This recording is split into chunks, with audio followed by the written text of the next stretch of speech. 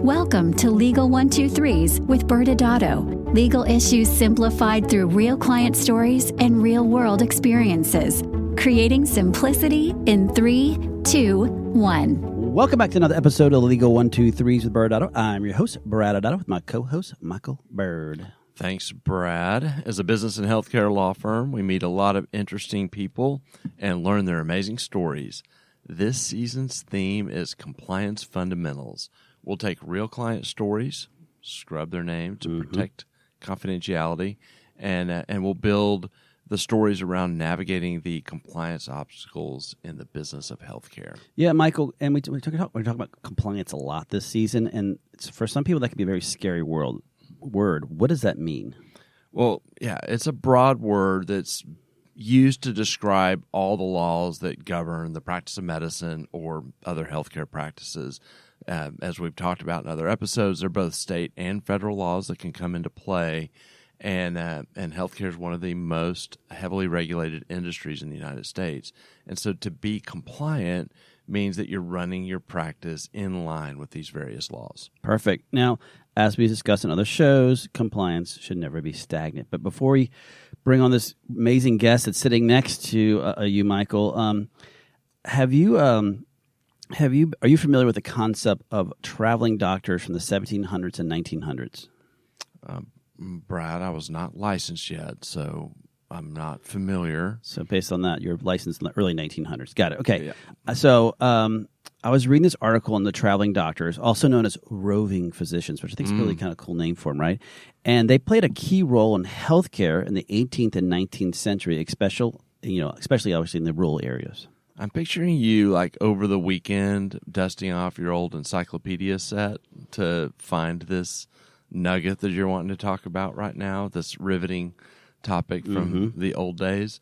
But I won't make too much fun of you because we have a guest here today who's also a client, and so I say that, maybe I will, but we'll keep going. I'll entertain your roving doctor. Thanks, I guess, for being nice, even though you're making fun of my encyclopedia collection, I guess. Okay, well, anyway, the article discussed the challenges that doctors have for these long traveling distances. Obviously, they had to go by horse and carriage. And if you didn't know, they didn't have the cell phone to kind of take, how do you get there? They couldn't even listen to a podcast. I mean, the horror. Sounds exhausting. Exactly. I mean, how would they, reach these towns? They actually relied heavily on the word of mouth, building reputation, which is critical. They had to obviously earn the trust of the community, especially since, they might be the only medical healthcare or medical doctors from miles and miles away. Yeah, I'm guessing if they didn't build trust, they would get a really bad Yelp review. Yeah. Bad Yelp review back then was tar and feathering. Oh, okay. Yeah. All right.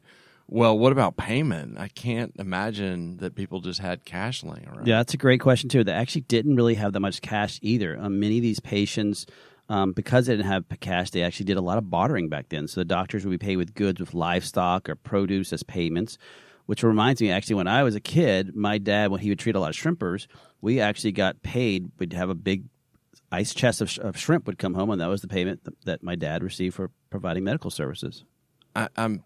I'm facing such a dilemma right now. I don't know whether to make fun of you because you're that old that you experienced bartering, or to make fun of you because you grew up in Louisiana and they were still bartering and probably still are today. Which route should I go? You're right. Or all the above. Okay. It could be. All right. Well, what can we learn from their journeys? Yeah, so the story reminds me of the importance of trust, obviously, and potential connections to the healthcare, as well as the challenge that you see with medical services in these small towns.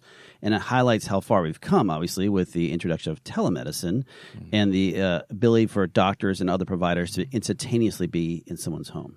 I kind of see where you're going now, Brad. Okay, for those who do not know, Brad was a history major, and you're just trying to flex, I can tell. Do appreciate the insights, but let's bring our guest on today.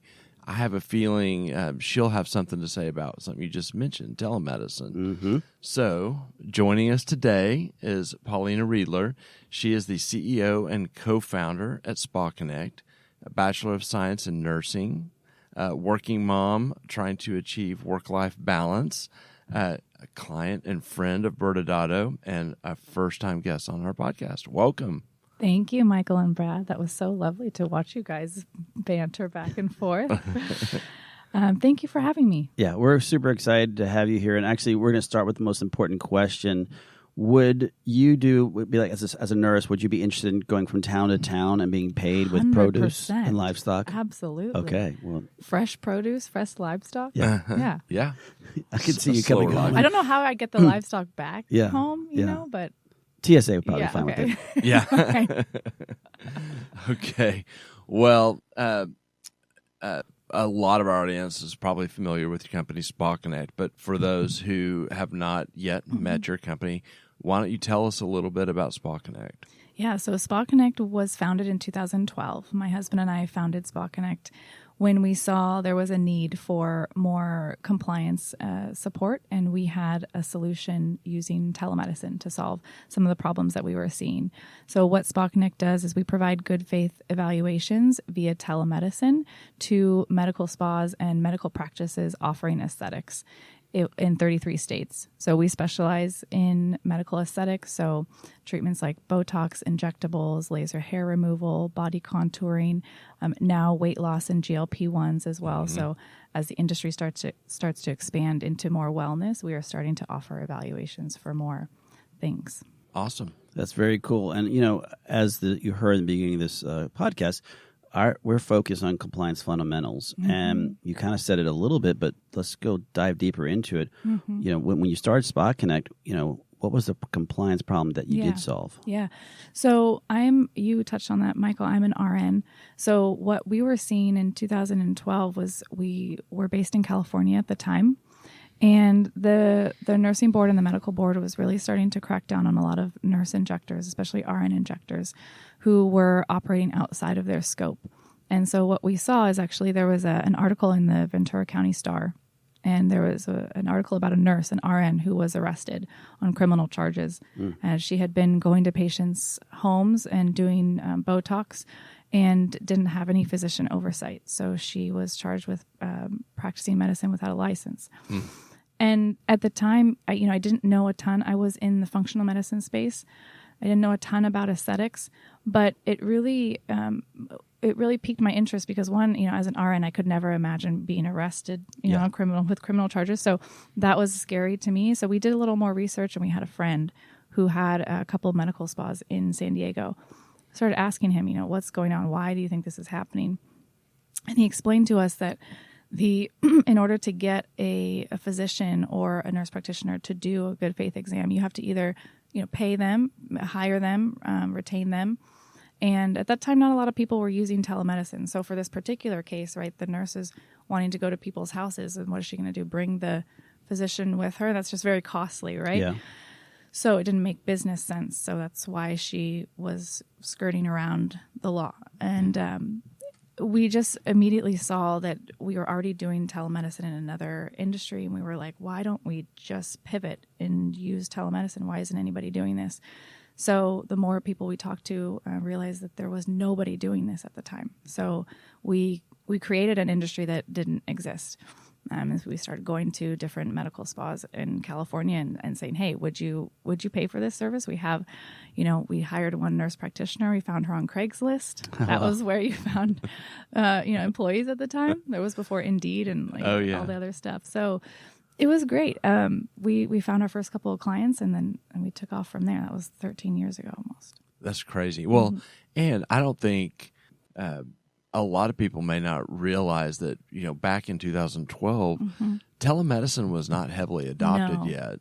And especially not in the aesthetics industry. Yeah. Maybe more so for primary care, or right, internal medicine, and some specialists, right, in the hospital. I remember they did, we had the big, I can't remember what it's called, but we had the big machine on wheels that you could roll in and pipe in a specialist if you needed to. But in aesthetics, it was virtually unheard of. So there was an uphill battle for us to get people to adopt this new technology. And I'm talking at that time, most people were using a laptop to have their patients sit in front of us, and we were using Skype at first. This was the first 6 months we used Skype. So that's how long ago this was. But yeah, it was definitely an uphill battle. People were not comfortable and confident using telehealth at that time. Well, so yeah, let's talk, because I feel like, and you probably experienced this, like COVID, there was a shift. Absolutely. Everyone had to, telemedicine became very normalized. Yeah. And so since COVID, we've state legislatures and boards across the country are, kind of debating what do we do with telemedicine, because they really lessened the restrictions. Kind of talk about your experiences on how states and boards have viewed telemedicine and just kind of that impact. And y'all been on the front lines this whole time. Yeah, I mean, after COVID, we grew tremendously, and that was because the demand grew tremendously. So people were way much more receptive to telemedicine. People were already doing that in their own lives. And so getting people to understand the idea of having an iPad, in front of your patient, we're going to pipe in one of our providers. They seem to be much more receptive to that. Every state, as you mentioned, has their own, regulations. So that's why we have you guys. That's why we talk almost every day, because there's so much that's changing all of the time. But I think that, what's interesting is that telemedicine is not going anywhere, right? And I think that now a lot of people are a lot of practices are forced to adopt it. But I think the benefits to me are only positive. Obviously, there are some challenges that the industry faces as a whole, but overall, I think the benefits outweigh the cons. I think people getting access to care, easier access to care, there's only an upside there. So, and that can translate to aesthetics as well. But even, when you look at primary care, people who pediatrics, you don't have to get in a car with your sick kid, go to an office with other sick kids, expose yourself and your other kids. So it's just, to me, it's positive overall. For aesthetics, during COVID, what was interesting is we started rolling out the ability for us to evaluate patients at home, because everyone was social distancing. So we said, okay, if you only want to see one patient in your office at a time, we're going to evaluate your patient before they even come in. That way you have all of their information, you have their full H&P, and when they come into your office, you can limit the amount of people that you need to have in there at one time. Interesting. Yeah. I have a quick follow-up, because I was thinking about just your journey, and you had this initial uphill battle of people didn't use telemedicine in this space, and so you're having to educate them. And the other one is the core problem you're solving, which is the good faith exam. I mean, we know from what we do that people would be reduced to tears when we would tell them that you're supposed to have this step in the treatment process where a nurse practitioner, or PA, or doctor is evaluating a patient and making clearing them for a treatment. Talk about what that was like. Raising awareness. Did you have resistance when you were trying to? 100%. We had a lot, and I'm sure that we both have similar experiences in that respect, as you counseled people, like you said. But I think it definitely made us, I think, more resilient as a company. It made us, really have to hone in on the process that we go through with all of our clients, which it's easier now. It's much more of a sort of, I would say, more widespread of an understanding of what a good faith exam is, even though there's still a lot more education that needs to be done. But in the beginning, I would say, the people who were coming to us in the beginning was all through word of mouth. The first 6 or 7 years of the business's existence, we did not invest in any marketing or advertising. It's all referrals and word of mouth. And so these are people who genuinely, cared about compliance or had already been through an investigation. Yeah. Right. And then they're telling all their friends about what happened to me, and then that's scaring the crap out of their friends. And so they're coming to us. But I will say that I always joke, like, we had a lot of clients in the beginning who begrudgingly became clients because they really didn't understand the need, but they were like, everyone's telling me I need to do this. I really don't want to. I don't understand why I need to pay you guys. I've been operating like this for 20 years. I've been doing Botox 20 years. I know what I'm doing, right? So we still get some of that, and it is challenging, but we just always try to reiterate the I don't like to scare people too much, but I do like to use the client stories that I've had. And every client that we've had who has been using SpaKinect, who has been investigated by a board, we've never had any issue with them using SpaKinect. We've gone through, our clients have gone through investigations with multiple state medical boards. So we're super confident. Obviously, we have the best legal team on the planet. So we're super confident in our process. And so I like to use those stories to try to help clients understand, the ones who are giving me resistance. But at a certain point, I also can't convert everybody. So they've got to be willing to spend the resources and the time and be willing to invest in the longevity of their business. I can picture like the hardest calls you get are probably like some mean attorney named ByrdAdatto told me I need this, and he's the worst. The guy's awful. I heard about him. Yeah. Well, and I think it's interesting because I'm going to ask you a question that you kind of answered, but before COVID, I know Michael and I would speak nationally on the use of telemedicine, and people eyes would glaze over because no one was familiar with it. But for those audience members who still haven't really experienced, kind of walk our audience through like what is telemedicine and how does SpaKinect kind of use it, especially in the aesthetic industry? Yeah. So we use a synchronous telemedicine model. That means that the patient and our provider are speaking to each other at the same time. So we use a video platform that's built into our system. It's HIPAA compliant. The way that it works is that when a patient comes into a medical spa, let's say ABC Med Spa, they come in, they have an appointment. Usually the client will book them like 15 minutes early if they need a good faith exam done or if they need it renewed. So the patient will come in. Typically, they'll put them in the treatment room and they'll hand them an iPad or a mobile device. They'll input the patient's name, their date of birth, what are the treatments that patient's wanting to get, and then it will instantly connect. Typically within 2 minutes, one of our providers picks up, which is a pretty short amount of time to wait, and then they'll go through an evaluation. So they'll ask them questions about their health history. What medications are you taking? What's your surgical history? Anything that's going to be really relevant to the treatments that they're getting or wanting to get. And then our provider will issue a treatment plan and an order, and they will submit that document, and it goes immediately into the client's portal. So oftentimes the treating provider, so let's see if ABC Med Spa has a nurse, that this patient's going to get Botox, that nurse will usually be in the room too.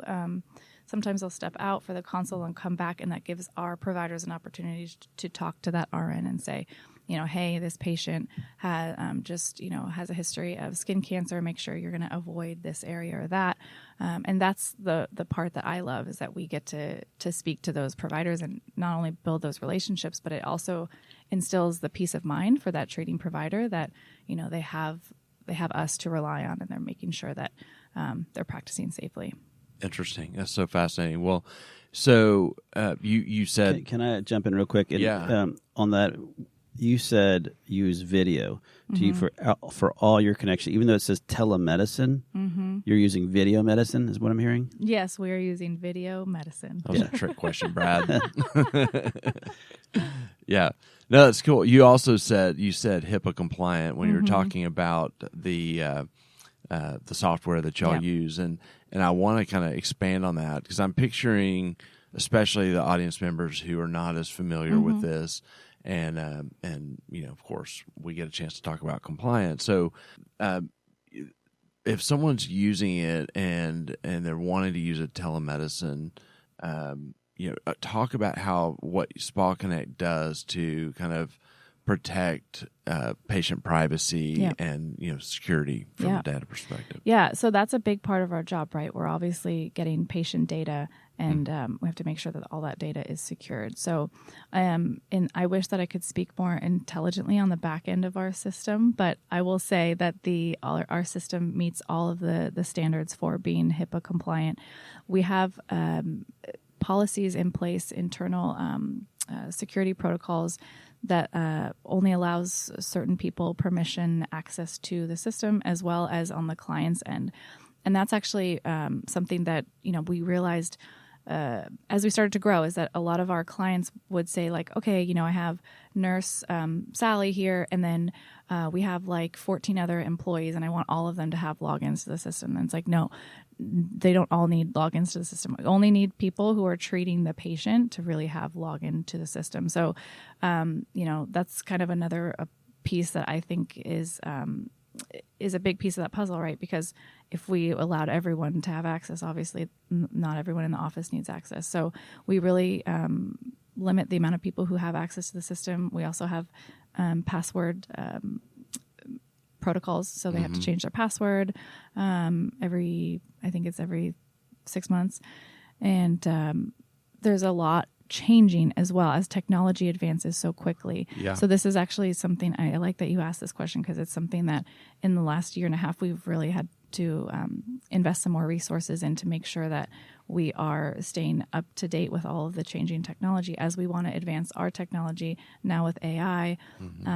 There's so much more, and I think there's still a lot of gray area because it's advancing so fast. So we always take a really conservative approach to everything that we do.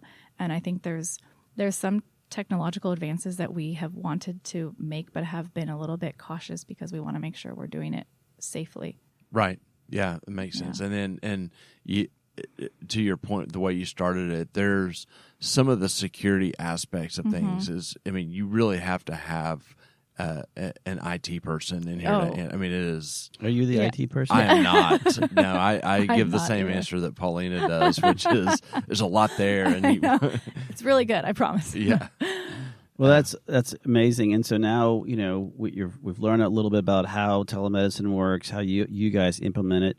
And you're saying it's a growing industry, obviously, because when you started, no one really knew what it was, and now I don't know about you. When we go to these trade shows, I see SpaKinect, and then I see so and so and so and so. So there's other people obviously entering this area. But so just as taking a step back, just the entire industry, what do you think the biggest challenge that telemedicine industry is now facing? That's a really good question. I think that the advancement of technology, I think, is an opportunity and also a threat, right? And I think regulations, like us as a medical company, we are really subject to whatever regulations come through, whatever state legislations come through, what boards decide to do or change at a moment's notice. And I think that is one of the biggest challenges that we face as an industry, not only aesthetics, but telehealth, right? Because there are 50 states that can decide what, and they're all on a different agenda. Right. And so it makes, for companies who are doing telehealth in all 50 states, it's a very complex issue to navigate, right?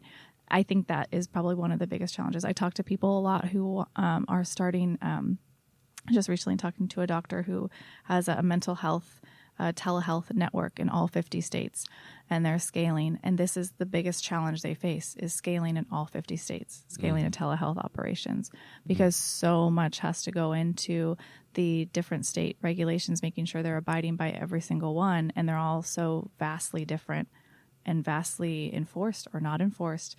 So I think that is a huge challenge. Have you noticed, I'm pivoting a little bit, just thinking about your journey from 2012 to now, have you noticed the states becoming more sophisticated on things like the good faith exam? Yes. And I love that. I mean, people might think the opposite, but I really like when they actually release what it is that they want you to be doing or not doing, because it just leaves less up to interpretation and less gray area.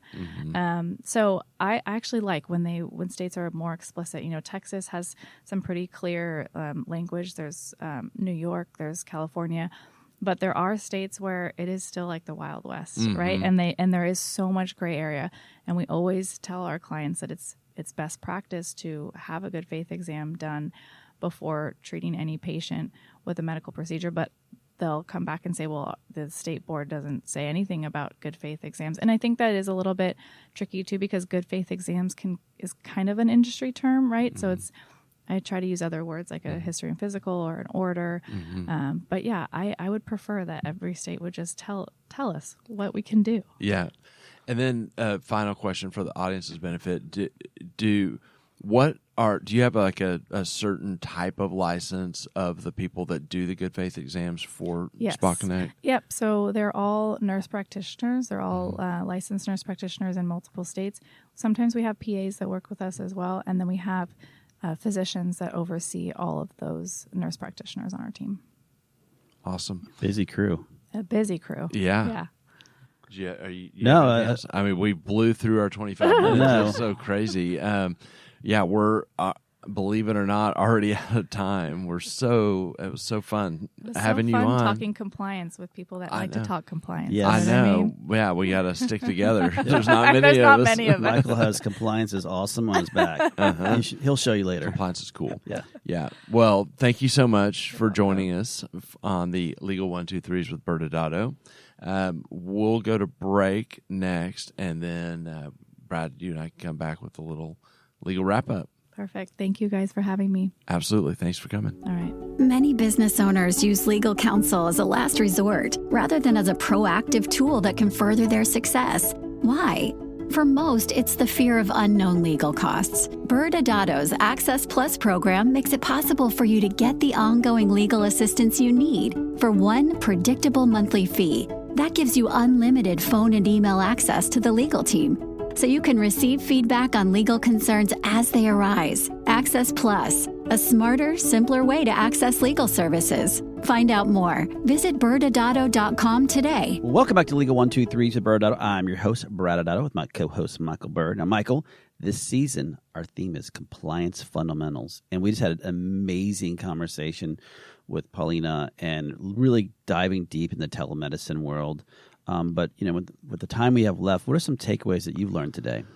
Yeah, I was thinking about kind of where we left off our conversation, not the part where we were all enjoying geeking out on compliance conversation, Yes. but the part where I asked her, who SpaKinect uses to solve the problem of good faith exam. And it made me, just start thinking about, for those that do their own good faith exams, is that it's really important on a state-by-state basis to understand that there are scope of practice issues with who can do it. And so a doctor can do it, but it's not a blank check. A doctor has to understand the treatments that are being provided so that they can understand obviously what the risks are, and so they can clear the patient and make the diagnosis. And the same would go for anyone, a nurse practitioner or a PA. And then, generally speaking, nurse practitioners across the country can do a good faith exam, again, assuming that they have the proper training and understanding that each state may look at this, the certification that goes with an NP a little bit differently. And so NPs, for those who don't know, receive this kind of advanced training in a specific area. And so some states, may view, an NP that, for example, treats the pediatric population as not having that advanced status for, cosmetics for adults. And so that's an important variable. And then for PAs, again, generally that's going to work. There are a few quirky states that don't allow PAs to do a good faith exam. And so it just reinforces the importance of, not only understanding the processes that need to be in place, but understanding the people that can do them. And that, again, we talk about compliance not being stagnant. These are all things that change, constantly, not just here's the rules and you can bank on that for forever. And then the final piece to that is that if the board is enforcing it, they may be in a heavy enforcement climate, or they may be a state that hasn't enforced it at all, and you have to factor that in. Yeah, all those are really good points, Michael. And one of the things I was thinking of when you were talking about this, it goes back to you said physician, nurse practitioner, PA, and a lot of times people think, well, I can just delegate this over to an RN, and we've learned that there's consequences. I mean, Paulina started the company because she heard about an RN getting arrested. And there is no way to kind of, get around that. And that's why, companies like SpaKinect make so much sense, is because it allows someone to come in and help that RN in their need. So if that RN had that, she might have been in a better situation, obviously not being arrested. And more importantly, what we deal with is people's license get in jeopardy. Well, next Wednesday, we'll continue our journey of learning compliance fundamentals when Dr. Chris Sirk from the Academy for Injection Anatomy will be joining us to discuss developing and implementing a training course. Thanks again for joining us today. And remember, if you like this episode, please subscribe, make sure to give us a 5-star rating, and share with your friends. You can also sign up for the ByrdAdatto newsletter by going to our website at ByrdAdatto.com. ByrdAdatto is providing this podcast as a public service. This podcast is for educational purposes only. This podcast does not constitute legal advice, nor does it establish an attorney-client relationship. Reference to any specific product or entity does not constitute an endorsement or recommendation by ByrdAdatto. The views expressed by guests are their own, and their appearance on the program does not imply an endorsement of them or any entity they represent. Please consult with an attorney on your legal issues.